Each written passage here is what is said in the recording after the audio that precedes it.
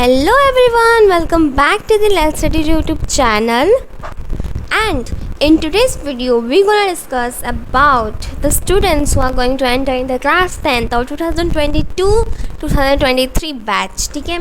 Before starting this video, I would like to tell all the best for those students who are appearing for the class 10th CBSE board exams. I don't know कि मैं जल्दी बोल रही हूँ ये या late हो गया है, बट अभी तक जितने भी एग्ज़ाम्स हो चुके हैं उन स्टूडेंट्स के, आई होप दैट कि आप सबके वो एग्ज़ाम्स बहुत ही अच्छे गए हों और आगे के एग्ज़ाम्स के लिए all the best and I wish that आप वो फोड़ करके आओगे.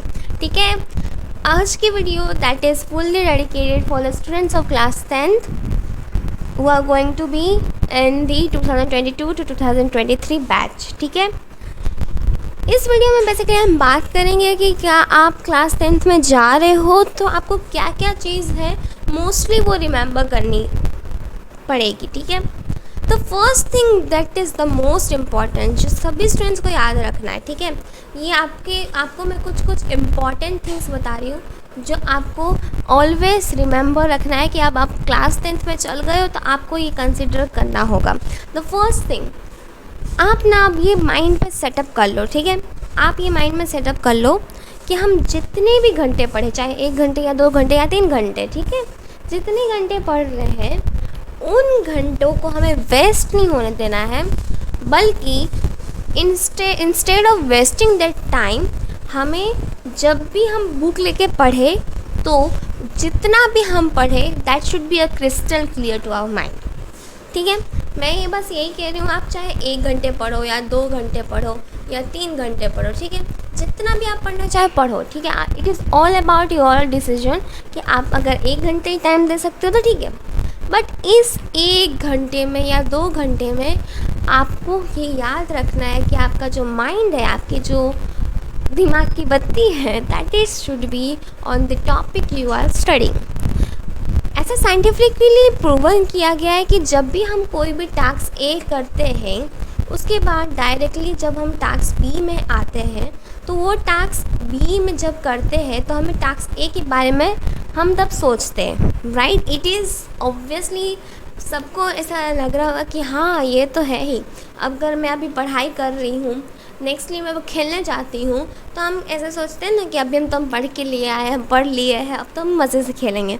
तो आपको ऐसा नहीं करना है. जब भी आप पढ़ने बैठो, ठीक है, आपको पढ़ने बैठे जो आपने टास्क ए किया यानी कि पहले के जो टास्क है उसको आपको सोचना नहीं है, तब अपना एक ही माइंड सेट कर लेना कि अब हम पढ़ने बैठे हैं, अब तो हमें जितना भी टॉपिक्स हमने लिया है वो तो अब हम स्टडी करके ही उठेंगे. ठीक है, सेकेंड थिंग जो आपको रिमेंबर रखनी है कि don't run behind the syllabus. ऐसा नहीं कि हमें ना सिलेबस कंप्लीट करना है या जल्दी करना है. अभी मुझे बहुत सारे स्टूडेंट्स लोग ऐसे पूछेंगे कि मैम आपने ऐसा क्यों कहा कि सिर्फ 1 ही घंटे पढ़ना है, 2 ही घंटे पढ़ना है. अगर हम एक दिन में 1 ही घंटे 2 घंटे पढ़ेंगे तो हमारा सिलेबस कब कंप्लीट होगा. राइट, आप ऐसा पूछोगे, मैं आपका आंसर बताती हूँ. ठीक है, अगर आप 1 घंटे 2 घंटे इतने 3 घंटे 4 घंटे जितना घंटे आप पढ़ रहे हो, ठीक है, दिन में आपने कम से कम 6-7 घंटे पढ़ लिया, ठीक है, you had completed your syllabus. ये हमेशा ऐसा रहेगा. आप जब एग्ज़ाम्स देने जाओगे ना तो सिलेबस आपका कंप्लीट आपको लगेगा इजी. चलो सिलेबस कंप्लीट है, हमने 6-7 घंटे पढ़े थे, आराम से हो गए सब कुछ, ठीक है, लेकिन जितना भी आपने पढ़ा होगा ना that will be not your crystal clear. कुछ पॉइंट्स आपने मिस कर दिए होंगे. ऐसा इसलिए है क्योंकि आप टाइम के पीछे गए. आप टाइम के पीछे आपने सोचा कि सिलेबस कंप्लीट करना है. यार सिलेबस चाहे हम लोग 1 घंटा बैठेंगे तो एक दिन में कहाँ से हमारा सिलेबस होगा, बट आपको ये सोचना है कि 1 घंटा ही बैठोगे, आपने एक ही चैप्टर कंप्लीट किया, बट वो एक चैप्टर इतना आपका क्रिस्टल क्लियर हो चुका है कि अगर कोई भी स्टूडेंट, कोई भी टीचर कहीं से भी कोई आके मुझे उस चैप्टर के बारे में कुछ भी पूछे तो मैं यूं ही आपको जवाब दे दूँ. राइट, मेरा पहला topic is fully connected to second one कि आपको चाहे 1 घंटे पढ़ो आपकी मर्ज़ी पे है, लेकिन तब ऐसा पढ़ो कि आगे जा कर के ऐसा ना हो कि उस क्वेश्चन के बारे में आपको आता ही नहीं था. राइट, सिलेबस के पीछे मत भागो. आप कहोगे कि मैम अगर ऐसा है तो सिलेबस के पीछे नहीं भागते, ठीक है, नहीं भागेंगे, बट हमारा इतने जल्दी सिलेबस कैसे कंप्लीट होगा. राइट, हम यही पूछोगे ना, नो नीड टू वरी, उसके बारे में भी हम वीडियोस बनाएंगे कि आप कैसे 10 दिन में या 7 डेज़ में एग्ज़ाम्स से पहले कंप्लीट कर सकते हो। बट ये याद रखना, अगर आपको चाहिए अराउंड 98%, ठीक है, अगर आपको चाहिए 98, 97, 95 के ऊपर अगर मार्क्स आपको चाहिए ना, तो आपको एग्ज़ाम्स शुरू होने से पहले, यानी कि अगर आपका एग्ज़ाम 2 मंथ्स के बाद है, ठीक है, आपका एग्ज़ाम 2 मंथ्स के बाद है, तो 2 महीने पहले ही आपको एग्ज़ाम के लिए प्रिपरेशन शुरू करनी होगी। Time saving. अब ये 2 महीने पहले एग्ज़ाम की प्रिपरेशन क्यों करनी यार, अभी तो बहुत टाइम है, ऐसा लग रहा होगा ना। इसके बहुत ही सारे बेनिफिट्स हैं जो हम आगे डिस्कस करेंगे। बट अभी ये आप समझ लो कि अगर आपको 95% से अप मार्क्स चाहिए, तो ऐसा नहीं कि एग्ज़ाम है तो 10 दिन पहले आप पढ़ लेंगे, आराम से ईजी हो जाएगा, ऐसा नहीं। उसके लिए ग्रेट प्रिपरेशन इज़ नीडेड। 2 महीने से पहले ही करोगे ना, तो एक दिन में आप चाहे 2-3 घंटे भी पढ़ लोगे ना, और आप कवर करोगे सिर्फ एक भी चैप्टर ना, या फिर 2 चैप्टर कोई भी सब्जेक्ट का, एक चैप्टर कोई भी सब्जेक्ट का आप कवर कर लोगे ना, तो आपको ऐसा लगेगा कि हमने कवर तो किया है, बट अब कोई मुझे उस चैप्टर से पूछ के दिखाए, एक भी आंसर ऐसा नहीं होगा जो मैं गलत दूंगा। इस तरह से पढ़ना चाहिए, ठीक है। चलिए अब नेक्स्ट स्लाइड में जाकर के देखते हैं कि क्या क्या बेनिफिट्स है जल्दी पढ़ने के, ठीक है। 2 महीने से पहले यूँ एग्ज़ाम स्टार्ट करना, एग्ज़ाम की पढ़ाई सिलेबस, तो इसके कितने बेनिफिट्स होते हैं। पहला बेनिफिट, 1 मिनट में कोई अच्छा कलर ले लूँ। सो फर्स्ट बेनिफिट, पहला बेनिफिट तो है कि आपका टाइम बहुत सेव हो जाएगा। सपोज़ आपका जो सिलेबस है that is quite big, but आपने उसको एकदम डिवाइड कर लिया, टाइम टेबल बना लिया। अब ये टाइम टेबल नहीं कि 7 o'clock हम उठ जाएंगे, फिर 7:30 से हम पढ़ना शुरू करेंगे, 10 o'clock तक पढ़ लेंगे, ऐसा नहीं, ठीक है। ऐसा टाइम टेबल मत बनाना, क्योंकि ऐसा मोस्टली बार देखा गया है कि ये फॉलो नहीं होता। ऑब्वियसली मेरे साथ भी ऐसा ही हुआ कि ये फॉलो कभी नहीं होगा। टाइम टेबल बनाओ तो स्टडी रिलेटेड बनाओ। आप सिलेबस देख लो कि सिलेबस में कितना है।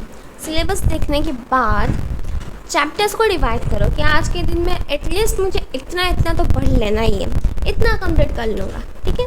अब ये आपके पास टोटली 24 आवर्स होंगे। अब 24 आवर्स में अगर आपको 3 टॉपिक्स क्लियर आउट करने हैं, तो आप 3 टॉपिक्स को मैक्सिमम कितने टाइम दे सकते हो, ये आपको सोचना होगा। तीनों टॉपिक्स अगर बिग है तो आप मैक्सिमम तीनों टॉपिक्स के लिए 2 आवर्स दे सकते हो। मीन्स आप अपने डे के 6 आवर्स सिर्फ यूज़ कर रहे हो फॉर योर स्टडिंग, बट आपके वो 3 टॉपिक्स क्रिस्टल क्लियर हो गए। एक दिन में ये इतना हमारा कंप्लीट हो गया। अभी तो हमारे 2 महीने बाकी है, यानी कि अराउंड 60 डेज़ है। तो अगर हम 60 डेज़ में 3 टॉपिक कर रहे हैं, यानी कि 180 टॉपिक्स, राइट। और हमने यूटिलाइज भी किया सिर्फ इतना ही टाइम। यार कितने जल्दी हो गया, हुआ कि नहीं। 3 टॉपिक्स, यानी कि सपोज आप ऐसे ही सोच लो कि आपने एक चैप्टर के या 2 चैप्टर के 3 टॉपिक्स, सारे चैप्टर में आपके काउंट करके देख लो कि आपके सारे सब्जेक्ट्स में टोटल होते हैं क्या 180 चैप्टर्स। Of course not. तो देखा कितना टाइम यूटिलाइज हुआ, और आपके डे के आपको सिर्फ और सिर्फ 6 आवर ही स्पेंड करने पड़े। कितना ईजी होता है, राइट। अभी हम लोग देखते हैं कि हमारा सेकेंड क्या बेनिफिट है। सेकेंड हम बेनिफिट देख लेते हैं। टाइम सेव हुआ तो क्या हुआ, बताओ। टाइम आपका सेव हुआ तो क्या हुआ। सपोज़ आपने ये कंप्लीट, ऑब्वियसली 16 यानी कि 180 हमने जो लिखा, 180 चैप्टर्स तो नहीं होंगे आपकी बुक में, शायद, आई डोंट नो, बट शायद नहीं होंगे।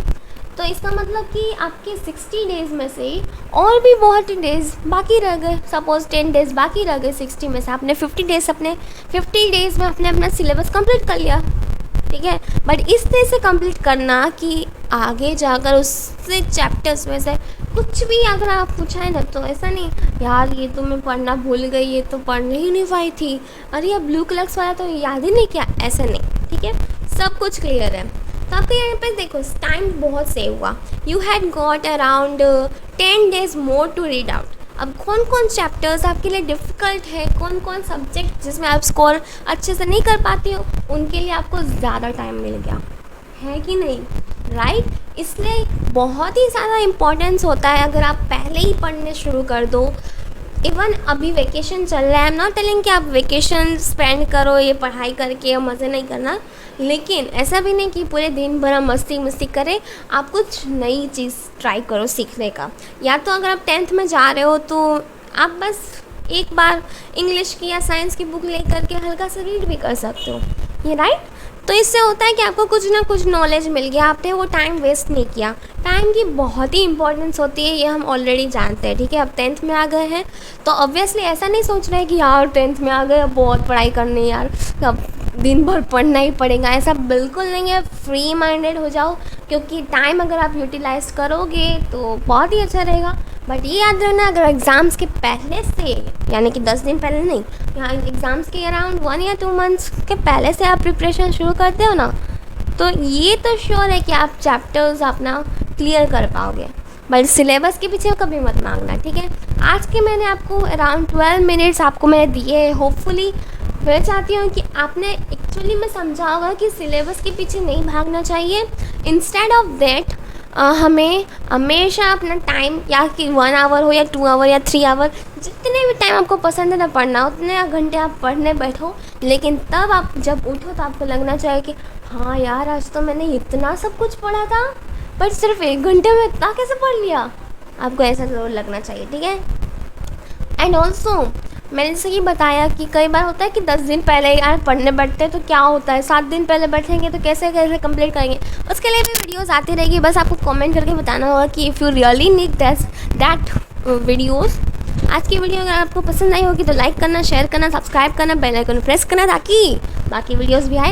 एंड ऑल्सो रिमाइंडर कि केमिस्ट्री के पार्ट 1 यानी कि साइंस की क्लास 10th के chapter number 1 chemical equations and reactions के बारे में वीडियो जल्दी ही आने वाली है, तो बेल आइकन को तो प्रेस करना ही पड़ेगा ताकि नोटिफिकेशन मिले ना, ठीक है। तो आज की वीडियो के लिए इतना ही, and best of luck for all the students are going to in the class 10th and also for those who are appearing exams in CBSE board. Thanks for watching.